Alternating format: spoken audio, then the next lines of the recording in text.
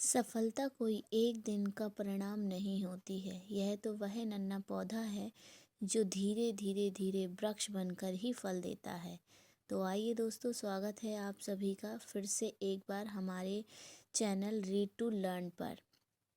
तो दोस्तों, आज मैं जो आपके लिए क्लास लेके आई हूँ वो हिस्ट्री की है। यानी कि आज हम इतिहास पढ़ेंगे, जिसमें हम रिकॉर्ड्स यानी कि अभिलेख, स्क्रिप्ट्स यानी कि लिपि के बारे में जानेंगे और थोड़ा सा हम इतिहास के बारे में भी समझेंगे। और इसमें मैं आपको कुछ मुख्य जानकारी दूंगी, यानी कि ये मेरी आपकी इंट्रोडक्शन की क्लास होगी, जिसमें आपको कुछ ज़रूरी इन्फॉर्मेशन मिलेगी, जिससे डेफिनेटली आपके 2-3 क्वेश्चन ज़रूर बन जाएंगे। तो आइए शुरू करते हैं। इतिहास का पहले मैं इंट्रोडक्शन दूंगी आप सभी को। किसी व्यक्ति, समाज, शहर अथवा देश से संबंधित महत्वपूर्ण, विशिष्ट व सार्वजनिक क्षेत्र की घटनाओं, तथ्यों आदि का समय दर समय विवरण ही इतिहास कहलाता है। यानी कि जो, अगर हम इसे अच्छे से समझें, अपनी नॉर्मल लैंग्वेज में समझें, तो यानी कि जो पहले पीछे हो चुका है, चाहे वो किसी एक पर्टिकुलरली किसी सोसाइटी यानी किसी समाज का हो, किसी देश का हो, किसी शहर का हो, जो कुछ भी है जो महत्वपूर्ण है और वो घटित हो चुका है, और उसके परिणाम, उसके घटित होने के बाद कुछ परिवर्तन हुए हैं, चाहे वो सकारात्मक परिवर्तन हो चाहे नकारात्मक, वो सारी के सारे आपके, जब आज आप प्रेजेंट में पढ़ेंगे तो जो हो चुका है उसे आप इतिहास कहते हैं। इवन सपोज दैट जो न्यूज़पेपर आ रहे हैं, न्यूज़पेपर आता है, उसमें न्यूज़ आती है, हम कल की न्यूज़ आज पढ़ते हैं, तो वो भी हमारे लिए इतिहास ही होता है। इतिहास के माध्यम से हम सामाजिक विशेषताओं, सांस्कृतिक, राजनीतिक एवं आर्थिक स्थितियों का समय के अनुसार बदलना अर्थात परिवर्तन आदि के बारे में जान सकते हैं। कहने का तात्पर्य है कि अगर आप इतिहास पढ़ते हैं, यानी कि हम इतिहास क्यों पढ़ते हैं? हम इतिहास पढ़ते हैं कि जो हमारे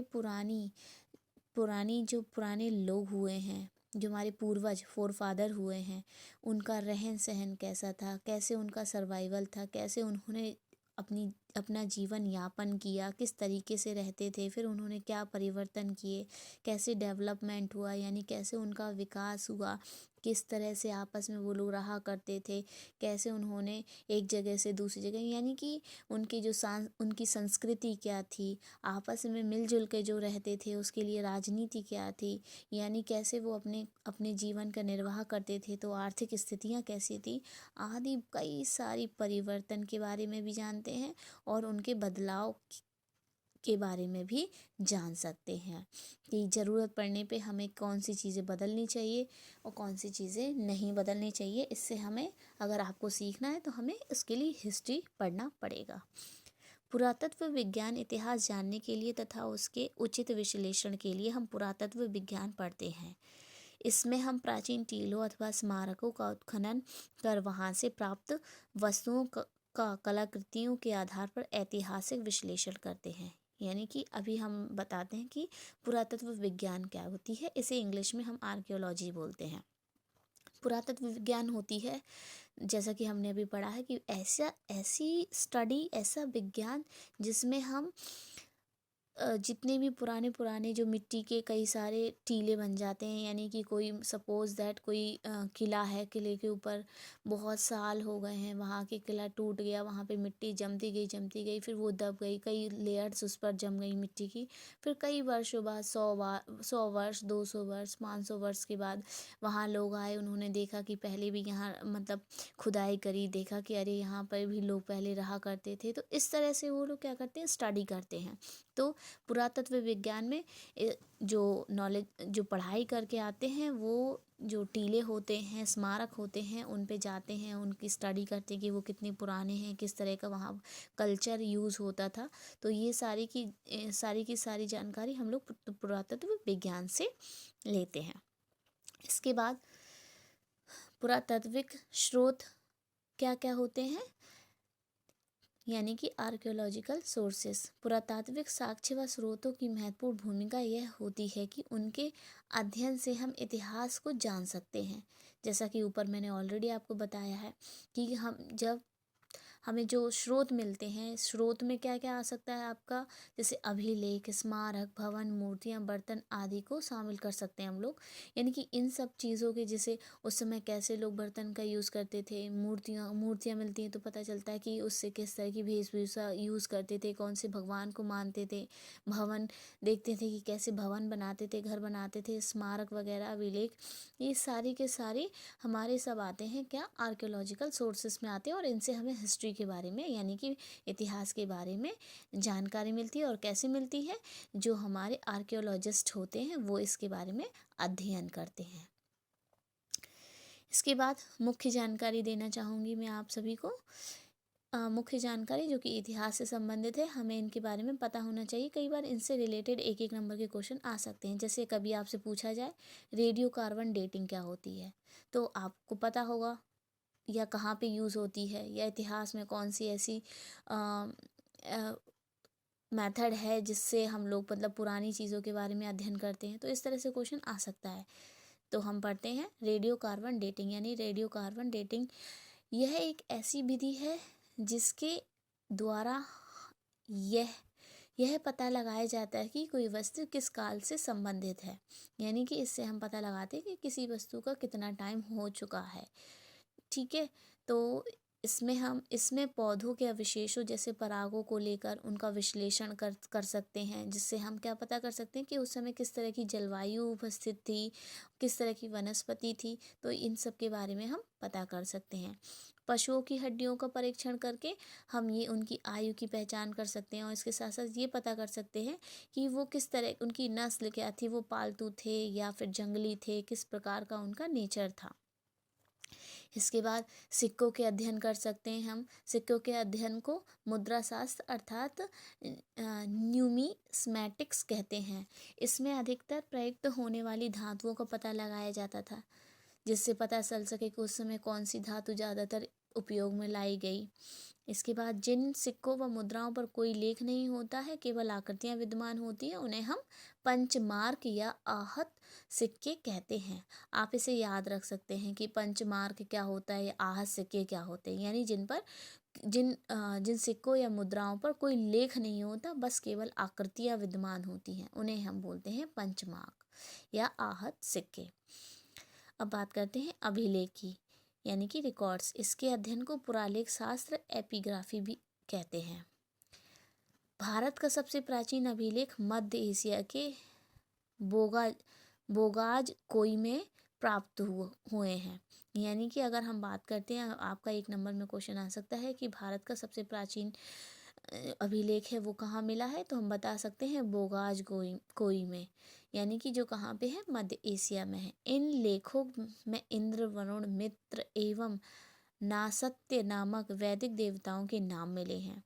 दोस्तों देखिए, जब इस तरह की हमें कोई चित्रकारी मिलती है तब हम अंदाज़ा लगाते हैं, हम केवल सोचते हैं कि ऐसा हुआ होगा, ऐसा कोई एकदम 100% श्योरिटी नहीं होती है। बस हम ये समझ सकते हैं कि हाँ ऐसा होता होगा, ऐसा होता होगा। मतलब हम लोग केवल हमारे परसेप्शन होते हैं, वो जो हमें तथ्य मिलते हैं उनके आधार पर। अभिलेखों में प्रयुक्त लिपियाँ, तो अब लिपियों की बात करते हैं, यानी कि जो हमारी लिपि होती है स्क्रिप्ट्स, यानी तो ब्राह्मी लिपि का यूज़ हुआ है। ब्राह्मी लिपि के बारे में हमने बहुत काफ़ी पढ़ा है, 10th 12th में पढ़ा होगा। अशोक के अधिकतम शिलालेख ब्राह्मी लिपि में मिले हैं और यह लिपि बाएं से दाएं लिखी जाती थी। अब आपको यहाँ से क्वेश्चन मिल सकता है कि कौन सी लिपि है जो बाएं से दाएं लिखी जाती थी, तो हम बता सकते हैं ब्राह्मी लिपि। दूसरा है खरोष्टी लिपि। अशोक के कुछ शिलालेख खरोष्टी लिपि में मिले हैं जो दाएं से बाएं लिखी जाती हैं। देखिए दूसरा क्वेश्चन ये हो गया कि कौन सी लिपि दाएं से बाएं लिखी जाती है, तो आप खरोष्टी बता देंगे। देखिए आप ऐसे भी याद रख से ब्राह्मी बा से बायां यानी बाएं से दाएं, खरोष्टी एक ही बच्चा है, तो अब आप उस पर अंदाजा लगा लीजिए कि दाएं से बाएं होगी। तो ये भी आप एक ट्रिक याद रख सकते हैं। यूनानी एवं आर्मेइक लिपि, ये जो लिपि है ये पाकिस्तान और अफगानिस्तान में अशोक के शिलालेखों में इन नियमों का भी प्रयोग मिला है। इस तरह की लिपि का भी प्रयोग मिला है।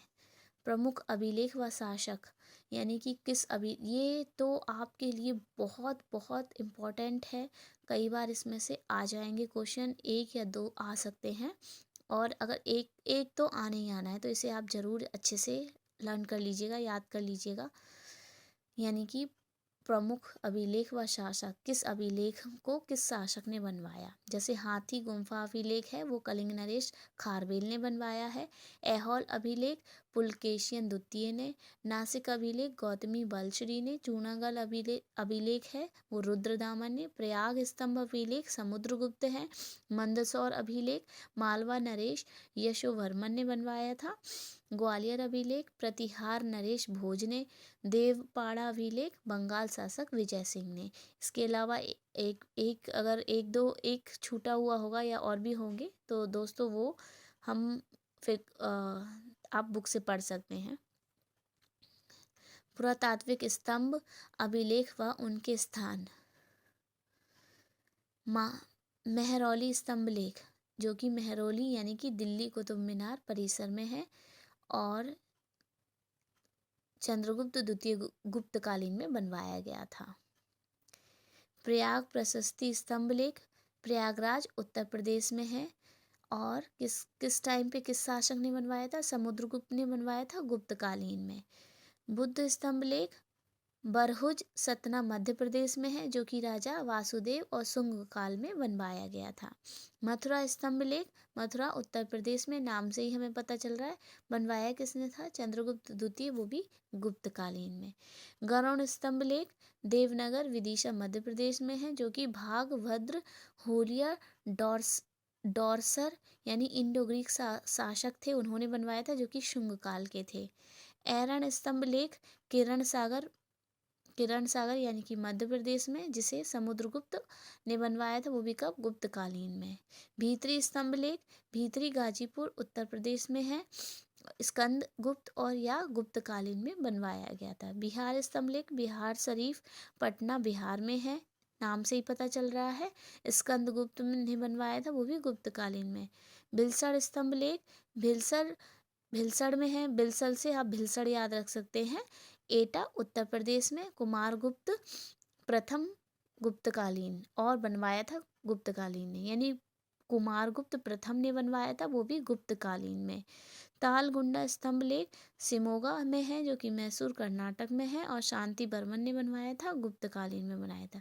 तो दोस्तों ये सारे के सारे आपके पुरातात्विक स्तंभ अभिलेख व उनके शासक अभिलेख व उनके स्थान, इनके बारे में, इवन इसके उनमें शासक भी हैं कि किस शासक ने बनवाया था।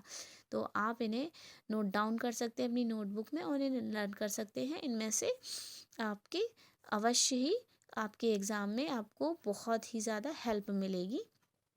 तो मैं आप सभी को धन्यवाद देती हूँ मेरी वीडियो देखने के लिए और अपना कीमती वक्त मुझे देने के लिए। So once again thank you listening me and watching me.